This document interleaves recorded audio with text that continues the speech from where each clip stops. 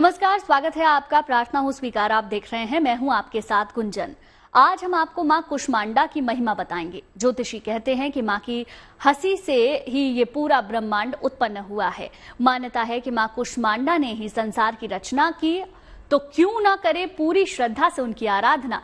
नवरात्र में यूं तो देवी को प्रसन्न करने के कई सरल विधान हैं। सरल पूजा है, सिद्ध पूजा और कई तरह के विधान भी बताए जाते हैं। तो मां कुष्मांडा को प्रसन्न करने के लिए, उनकी कृपा पाने के लिए कौन से विशेष प्रयोग आपको करने चाहिए, क्या आपको मां को चढ़ाना चाहिए, क्या विशेष भोग लगाने चाहिए, चलिए आइए जानते हैं।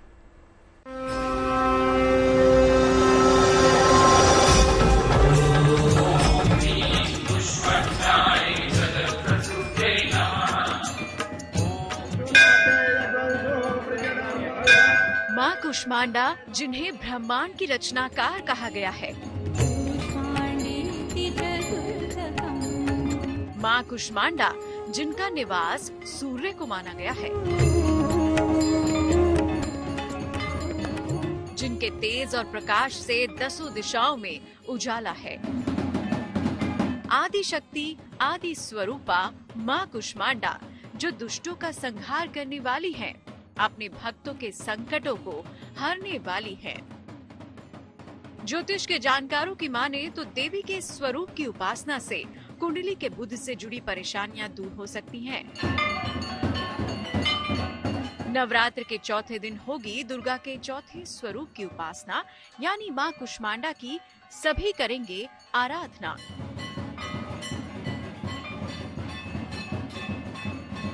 इनकी उपासना से जटिल रोगों से मुक्ति मिलती है और भक्तों के समस्त रोग शोक नष्ट हो जाते हैं। ये संसार है, कुष्मांड की तरफ है। जिस तरह से संसार का आकृति बना हुआ है, ये धरातल का जो आकृति है ये कुष्मांड की तरह है। और कुष्मांडा भगवती ये 3 प्रकार के ताप से युक्त ये है। ये शास्त्रीय विधान है, शास्त्रगत कथा है कि भगवती कुत्सित उष्मा कुष्मा, जो त्रिविध ताप युक्त संसार जिनके अंदर में विराजमान हो। तो 3 प्रकार का ताप जो है क्या, दैहिक, दैविक और भौतिक, ये 3 ताप है। भगवती माँ का जो ये विग्रह का पूजन करेंगे, उन्हें ये 3 प्रकार का ताप कभी उसे बाध्य नहीं करेगा।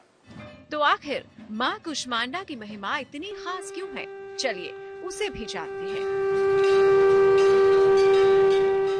मां कुष्मांडा नवदुर्गा का चौथा स्वरूप है।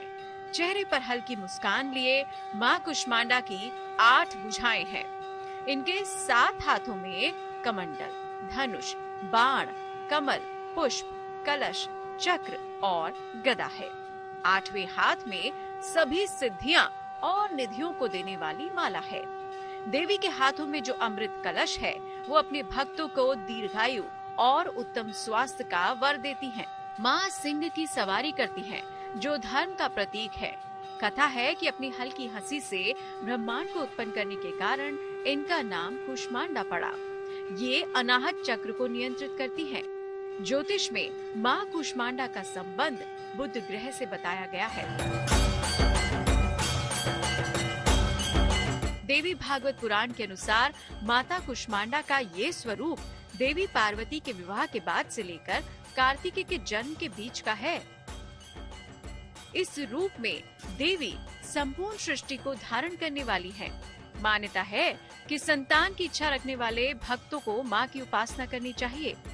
अब हम आपको देवी कुष्मांडा की उपासना की सबसे उत्तम विधि बताते हैं। हरे या संतरी रंग के कपड़े पहनकर मां कुष्मांडा का पूजन करें।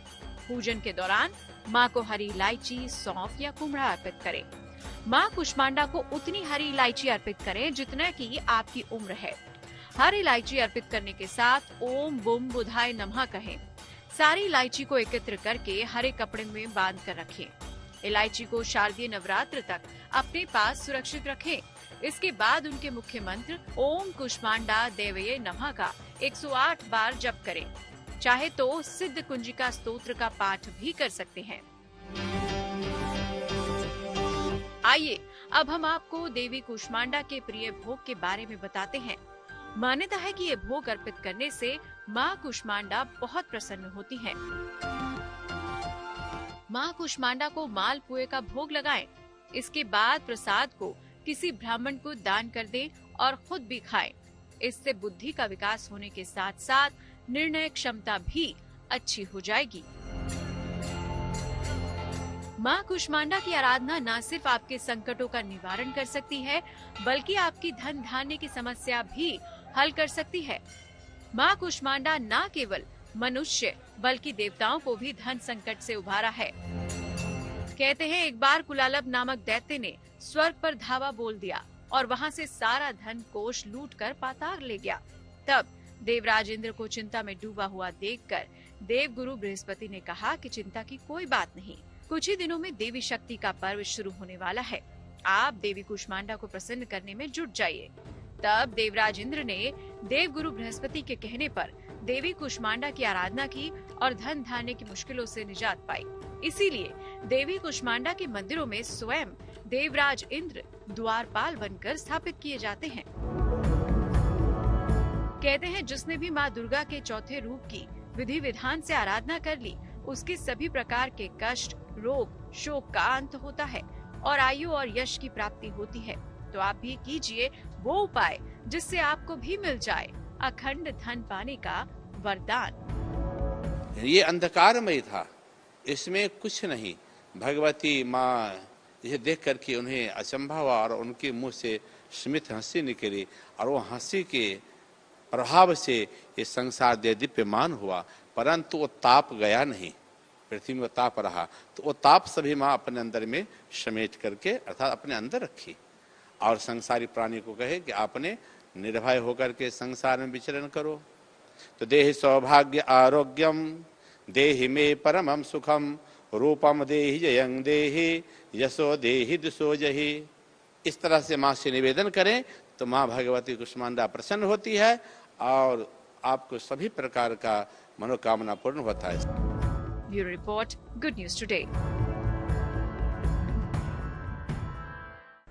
तो चलिए मां कुष्मांडा की महिमा के बाद अब आपको लेकर चलते हैं मां के एक और चमत्कारिक शक्तिपीठ पर।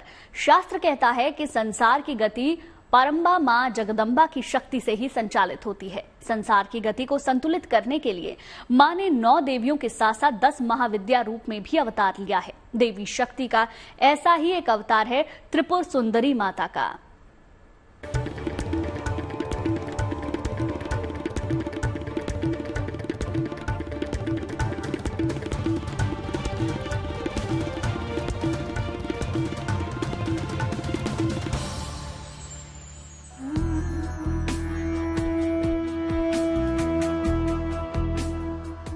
शक्ति धाम में विराजे माता रानी।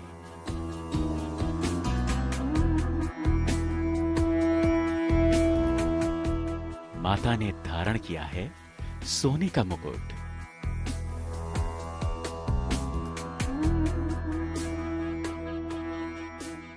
मां ने शरीर पर चांदी के गहने और सोने के आभूषण धारण किए हैं।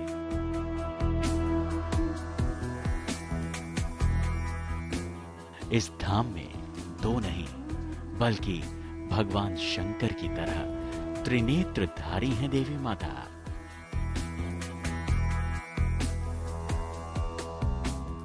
हर कोई बंद आंखों से, जुड़े हाथों से मां को मनाना चाहता है।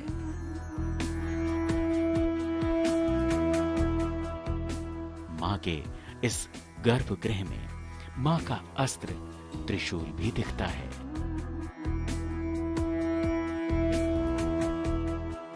लाल चुनरी पहने मां अपने भक्तों को दर्शन देती हैं।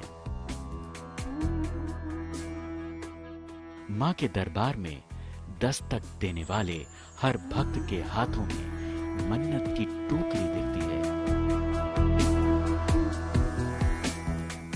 कहीं पीले फूल तो कहीं गुड़हल के लाल फूल, कोई कमल के फूल लेकर मां को मनाने में जुटा है तो कोई नीले फूलों को मां के चरणों में अर्पित करने के लिए लाया है। मां का ये धाम सिद्ध भी है और दिव्य भी। कहते हैं कि इस दरबार में मांगी गई हर एक कामना पूरी होती है। इसीलिए साल की हर तिथि पर इस दरबार में माता को प्रसन्न करने के लिए लोगों का तांता लगा ही रहता है।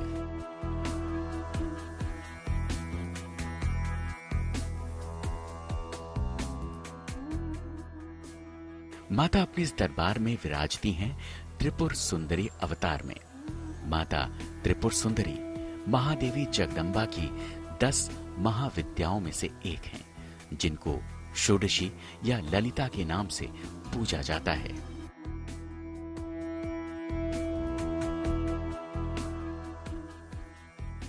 मां त्रिपुर सुंदरी का ये सिद्ध दिव्य धाम स्थापित है भारत के पूर्वोत्तर राज्य त्रिपुरा की राजधानी अगरतला से 50 किलोमीटर दूर उदयपुर के माताबाड़ी में।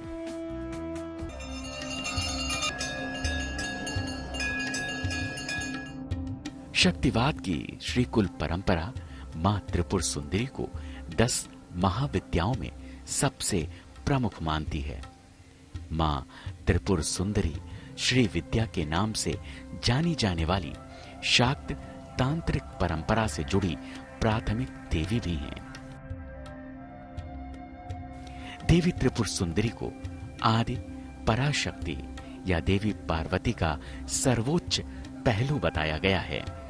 त्रिपुरा उपनिषद में माता को परम रूप माना गया है। उन्हें ब्रह्मा, विष्णु, रुद्र और ईश्वर के ऊपर शासन करने वाली सर्वोच्च चेतना के रूप में वर्णित किया गया है। पूर्वोत्तर राज्य त्रिपुरा के उदयपुर में माताबारी में विराजी मां त्रिनेत्रधारी हैं। मां का ये दरबार 51 शक्तिपीठों में से एक है। मां त्रिपुर सुंदरी 10 महाविद्या में से एक हैं, जिनको ललिता या षोडशी नाम से पूजा जाता है। ललिता सहस्त्र नाम मां का सबसे चर्चित ग्रंथ है, जिसमें मां की महिमा का बखान है।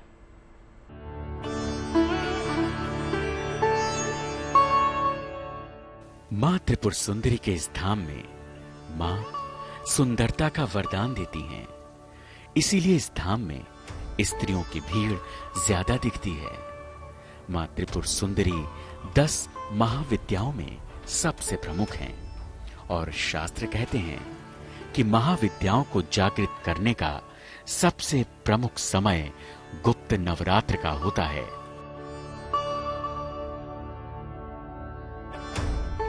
देवी त्रिपुर सुंदरी अनुपम सौंदर्य और भक्तों को अभय प्रदान करने वाली मानी जाती हैं। पुराणों में माता को राजराजेश्वरी, बाला, मीनाक्षी, कामाक्षी, कामेश्वरी, शताक्षी नाम से भी पूजा गया है।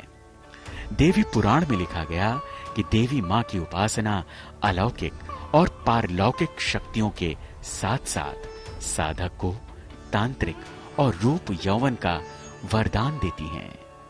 मान्यता है कि देवासुर संग्राम में देवी मां ने अपनी सुंदरता से असुरों को भी मोहित कर लिया था।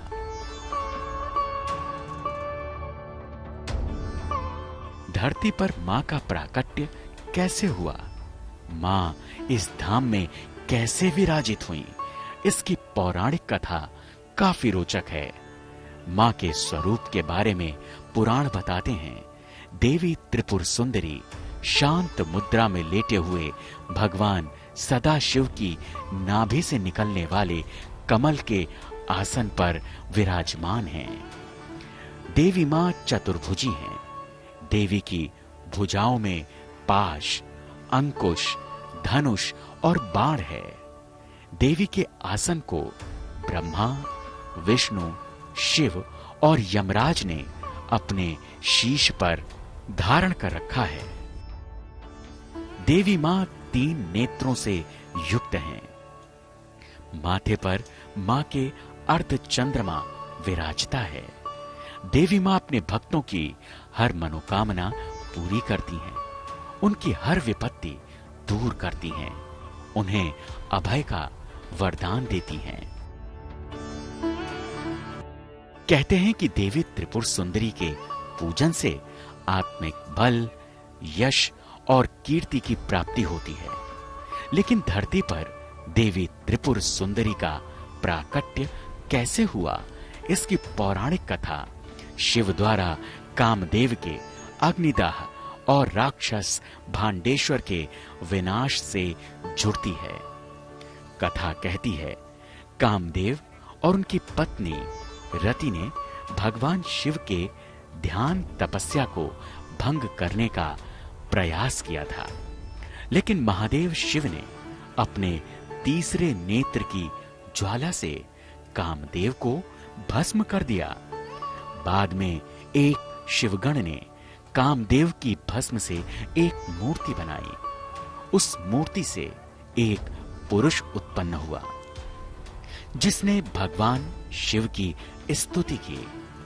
भगवान शिव ने उसे वर दिया और उसे भांड नाम से विभूषित किया। शिव के क्रोधाग्नि से भांड की उत्पत्ति हुई थी, इसीलिए उसमें तमोगुण की प्रधानता थी। धीरे धीरे उसने तीनों लोकों पर आक्रमण कर स्वर्ग को घेर लिया। तब मुनि नारद ने इंद्र को देवी की स्तुति का परामर्श दिया। इंद्र की आराधना से देवी मां पारंबा ने त्रिपुर सुंदरी का अवतार लिया। देवी ने फिर भांडासुर का नाश किया और देवराज इंद्र पर कृपा कर समस्त देवों को भयमुक्त किया।